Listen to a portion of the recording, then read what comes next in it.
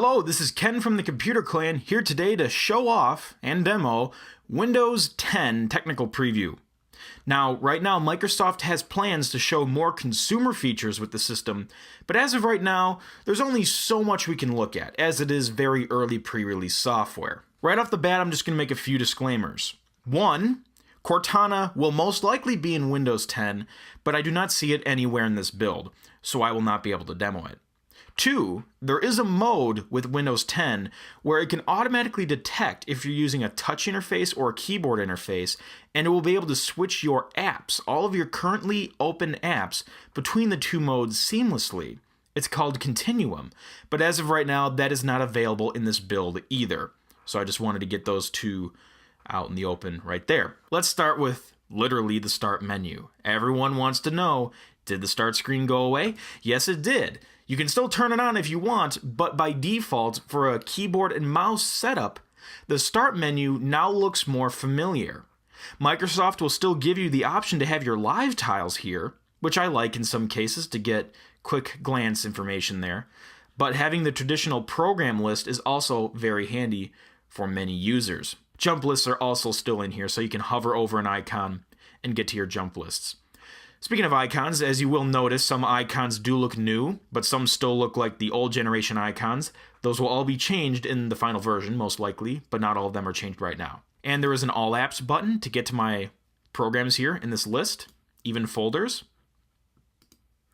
My account options are right here, change picture, lock, and sign out. And the shutdown, restart, and sleep options are up here too.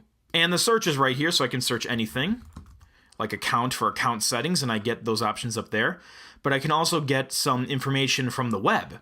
Another change to note with the addition of the new start menu is that it actually is resizable, so you can drag the top of the menu and flatten it out if you want more of a wide interface like this.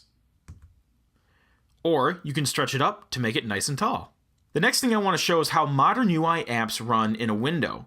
One of the great things Microsoft is doing with Windows 8 currently and Windows 10 is that developers don't need to develop for multiple different platforms. Windows 10 is going to run on all devices, phones, Xbox, tablets, typical PCs. And Microsoft has ways for keeping it all under one roof, if you will, but still having the interfaces tailored towards each of the systems. So for example, I'm on a mouse and keyboard setup. And if I open up a typical Win32 app that runs in a window like this, it runs as you would expect. And you even probably notice some of the interface changes like the thinner borders and the new animation effects. But when you ran a modern app in Windows 8, it would switch to that full screen modern UI environment. Well, no longer. So if I open up an app, it now puts it in this window here. So these apps used to be modern UI full screen apps, but now you can have them in a convenient window. You can still run them in full screen if you want, and with the Continuum features, when you have a touch interface only, and that's what the system detects, it will automatically throw those apps into full screen as well. So that's really handy for multitasking. And another cool feature is that this menu right here is essentially a replacement for the Charms bar. I can get to the search right from here, share options, settings. I click it, and the sidebar just slides right out, and I can control everything right from there. And the full screen option is present there too, and I can just take this app full screen if I wish, or I can go back up to the bar and say exit full screen, and it comes right out. I'll show off another modern UI app just to give you a better feel. I'll open up the music app. Again, in a window, very nice. And I can even snap this using the keyboard shortcuts too. And let's say I want to open up another modern UI app. I can just snap like that. So very efficient, and it runs perfectly alongside your typical Win32 programs that you already know and love. Since we're talking about multitasking, let's get back to that task view button that I was talking about earlier. So when you click the task view button, you get a bird's eye view of all of your open windows. So I can switch to my home folder here. But let's say now I need to switch to something else and it's in the background. I can click the task view button and switch to a different window. And I can even close the windows by clicking the X button right here. In addition to that bird's eye view of all of your open windows, Microsoft also threw in virtual desktops. So if I click that button again, I can add a desktop right here and switch to it. Now, there's less clutter. As you can see, the taskbar adapts. There's little lines underneath the icons. That indicates that they're open, they're just not open on this desktop. If I switch back to another desktop, you will see that the icons change a little bit to indicate that those apps are open on this desktop.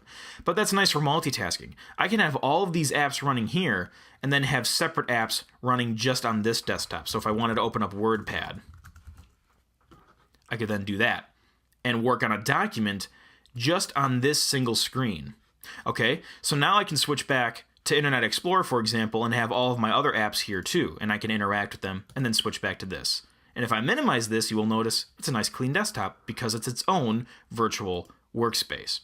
And you can switch between them from the taskbar, or you can switch between them in the task view.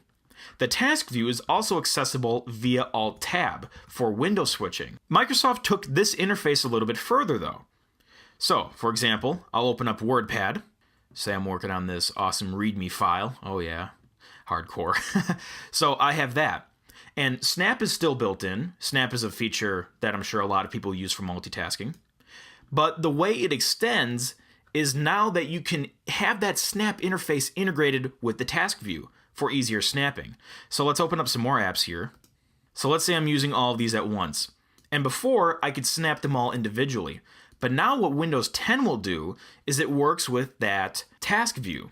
So if I drag a window and snap it to the side, watch what happens. It snaps, but now it assumes that I'm going to want to snap something to the other side too, to compare and drag and drop between two documents. So it automatically splits that part of the screen and throws it into this task view. So when I choose an app, it comes forward and snaps automatically. I can drag it into the corner, and it will even snap it into the corner there and still give me access to my task view. I can click another app. All right, I'll try this one, and it will come forward. So now I can split my screen in more directions and have that easy task view accessible.